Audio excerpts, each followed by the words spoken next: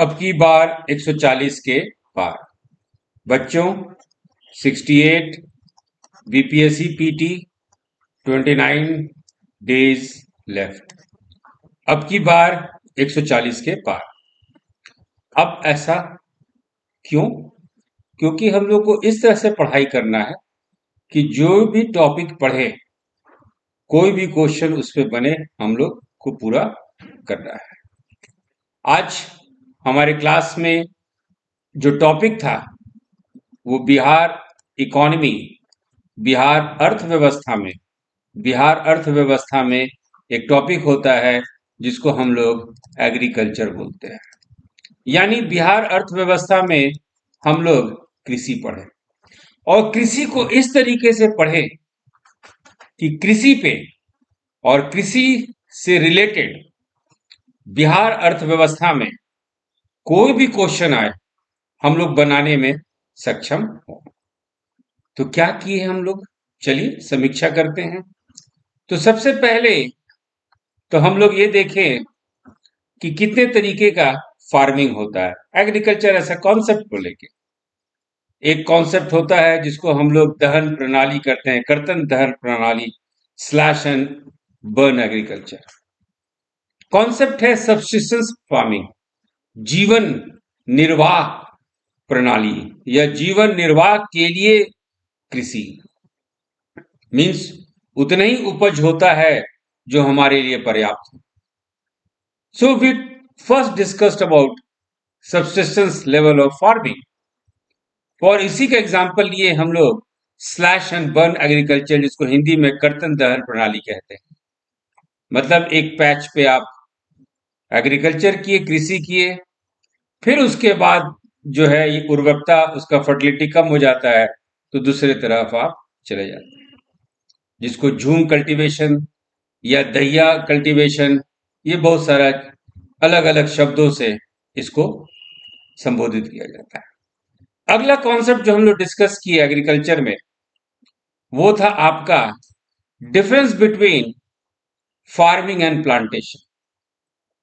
कहने का मतलब कि यदि कृषि बहुत बड़े पैमाने पे हो और आधुनिक इक्विपमेंट्स, मॉडर्न इक्विपमेंट्स लगे, मॉडर्न इरिगेशन फैसिलिटी हो, तो उस टाइप के फार्मिंग को हम लोग कॉमर्शियल फार्मिंग कहते हैं।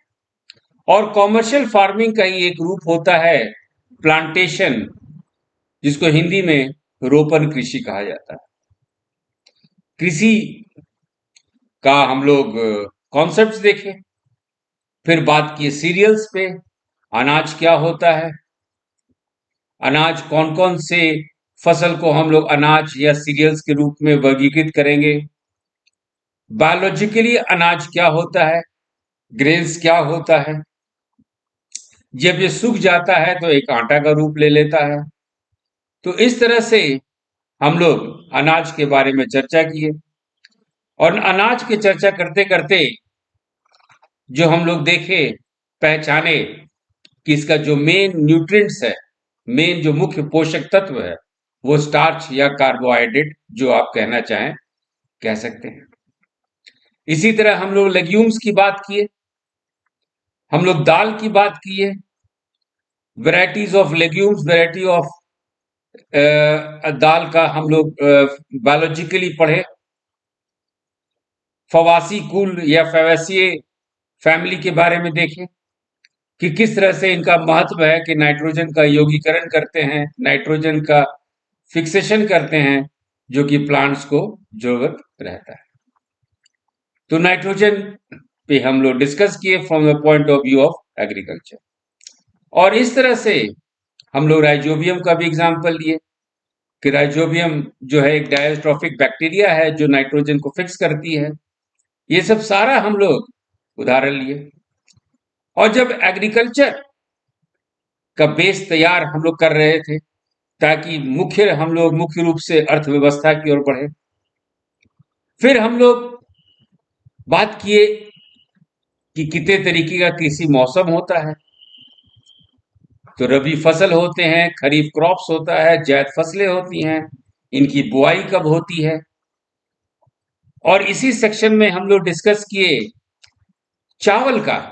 चावल पूरे भारत में सालों भर उगाया जाता है और इसके कारण इसका अलग अलग नाम होता है। पश्चिम बंगाल में इसको अमन कहते हैं। बिहार में भी चावल का अलग अलग नाम होता है। कब उसका बुआई हो रहा है, शरद ऋतु में यदि चावल बिहार में उग रहा है तो क्या कहा जाता है, खरीफ के समय चावल उग रहा है तो उसको क्या कहा जाता है।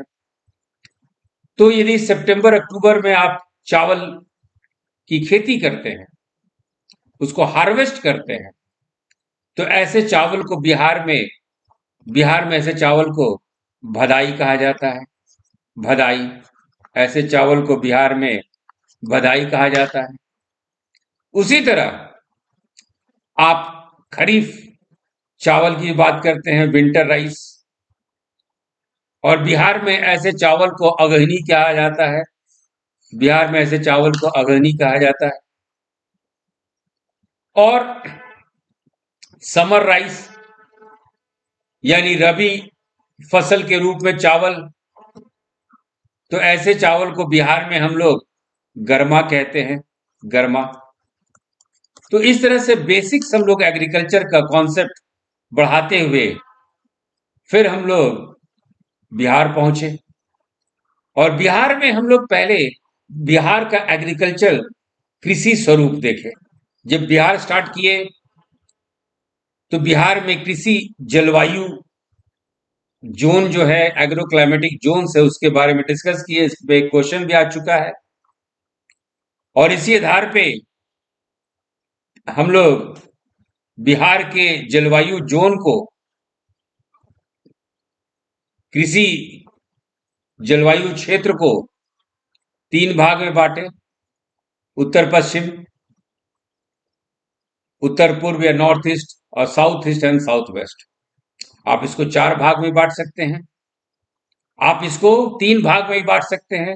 किस तरह का मिट्टी हर एक जलवायु क्षेत्र में मिलता है, जैसे बलुआई, दोमट, सैंडी लोम कहाँ मिलेगा, सैंडी क्ले लोम कहाँ मिलेगा, चिकनी दोमट कहाँ मिलेगा। इस तरह से बिहार के हर एक क्लाइमेटिक जोन पे हम लोग बात किए, किस तरह की मिट्टी मिलती है, उस मिट्टी पे हम लोग चर्चा किए। और ये हमारा बिहार की मिट्टी के बारे में, वहाँ जलवायु क्षेत्र के बारे में एक अच्छा नॉलेज दिया कि वहाँ का मिट्टी का पीएच स्केल क्या होता है, यानी किस तरह का वर्षा हम लोग देखते हैं, औसत वर्षा, एवरेज एनुअल रेनफॉल कैसे होता है। यानी हम लोग एक जो है एक प्लेटफॉर्म बना लिए ताकि समझ सके कि बिहार में कहाँ कहाँ कौन से फसलें होती हैं। और इस तरह का कॉन्सेप्ट जब हम लोग पूरा डील कर लिए, एक बिहार का एक ओवरऑल नॉलेज ले लिए कि एग्रीकल्चर में बिहार में क्या क्या होता है, कौन कौन सा जलवायु के आधार पे क्षेत्र है, एग्रो क्लाइमेटिक जोन्स है, कैसी कैसी मिट्टी होती है, पीएच कैसा होता है, वहाँ पोटाश कैसा होता है, नाइट्रोजन का क्या मात्रा होता है। और इस तरह का जब हम लोग डिवीजन देख लिए, फाइनली हम लोग 150 क्वेश्चन बिहार इकोनॉमी में, अर्थव्यवस्था में डील किए। अब कौन कौन सा क्वेश्चन हम लोग देखे इसमें, चलिए एक बार हम लोग उसकी भी समीक्षा कर लेते। करीब 125 से ऊपर बिहार अर्थव्यवस्था में, मतलब agriculture as a part of Bihar economy, as a part of Bihar economy, Bihar अर्थव्यवस्था के आधार पर बिहार में कृषि पढ़े।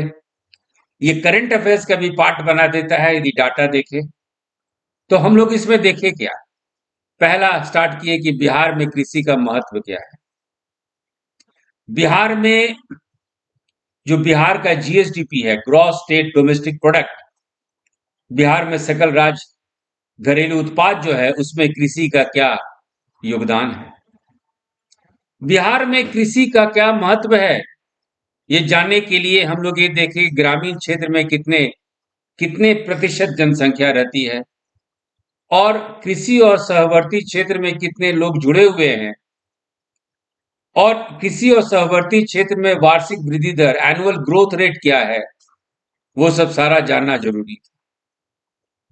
हम लोग ये भी देखें कि यदि हम लोग कृषि और सहवर्ती क्षेत्र बात करते हैं तो उसमें क्या क्या आता है। क्रॉप सेक्टर, जिसको हिंदी में हम लोग फसल क्षेत्र कहते हैं। फिशिंग एंड एक्वाकल्चर, जिसको हम लोग मत्स्य खेत और जल कृषि कहते हैं। लाइव स्टॉक, जिसको हिंदी में पशुधन कहते हैं। फॉरेस्ट्री एंड लॉगिंग, जिसको वानिकी एवं काष्ठ उत्पादन कहते हैं। तो ये जो चार क्षेत्र है, इसको मिला के अंग्रेजी में एग्रीकल्चर एंड अलाइड सेक्टर्स बोला जाता है और हिंदी में कहा जाता है कृषि एवं सहवर्ती क्षेत्र। जब हम लोग कृषि एवं सहवर्ती क्षेत्र में देखें तो ये देखना जरूरी था कि कौन सा क्षेत्र का वृद्धि दर सबसे अच्छा है। बिहार के ग्रॉस स्टेट वैल्यू एडेड में, सकल राज्य मूल्यवर्धन में, ग्रॉस स्टेट वैल्यू एडेड में कौन सा क्षेत्र सबसे ऊपर है, उसका वृद्धि दर क्या है, कहाँ पे हम लोग काम कर सकते हैं ताकि बिहार का फसल जो है और बढ़िया हो, सेल्फ सफिशिएंसी हम लोग को आए। फिर हम लोग लैंड पैटर्न्स देखें। भूमि एक संसाधन है और उस भूमि संसाधन में हम लोग क्वेश्चन आंसर के माध्यम से देखें कि कितने भौगोलिक भूमि पे कृषि हो सकता है,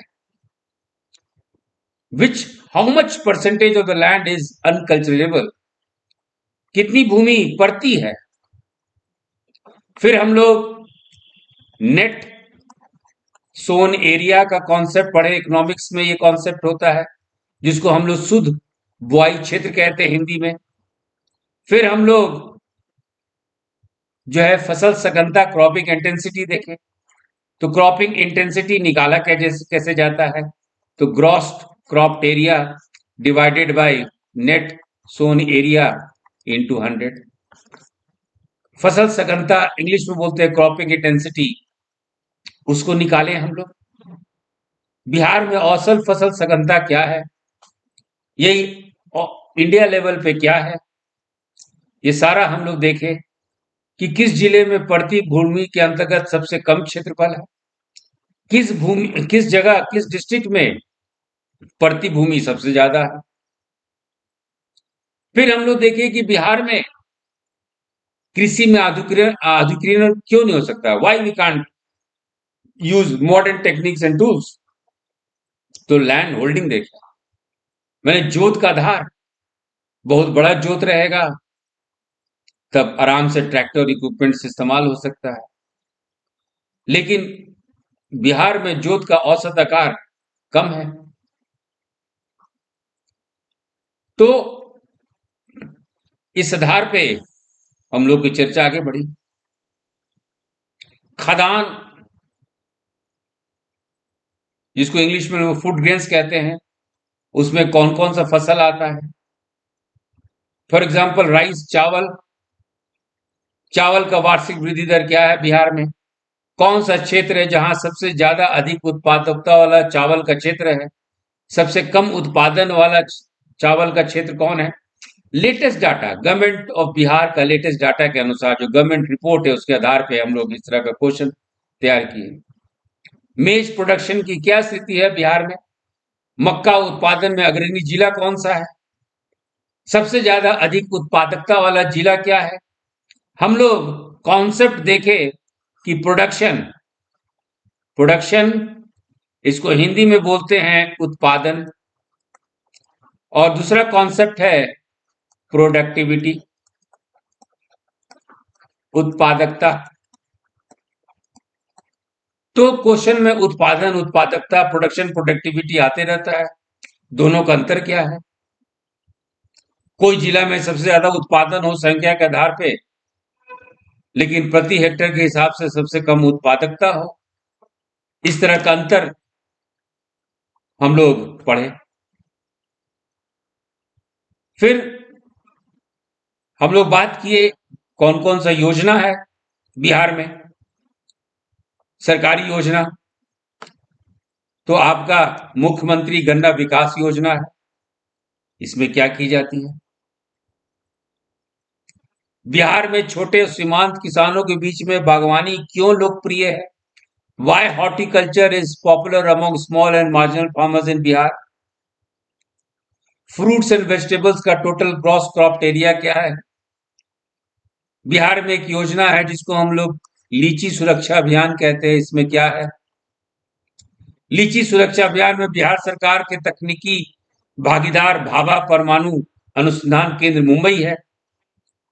the technical partner of Bihar government under Litchi Suraksha Abhiyan is Bhabha Atomic Research Centre Mumbai. We discuss on this topic.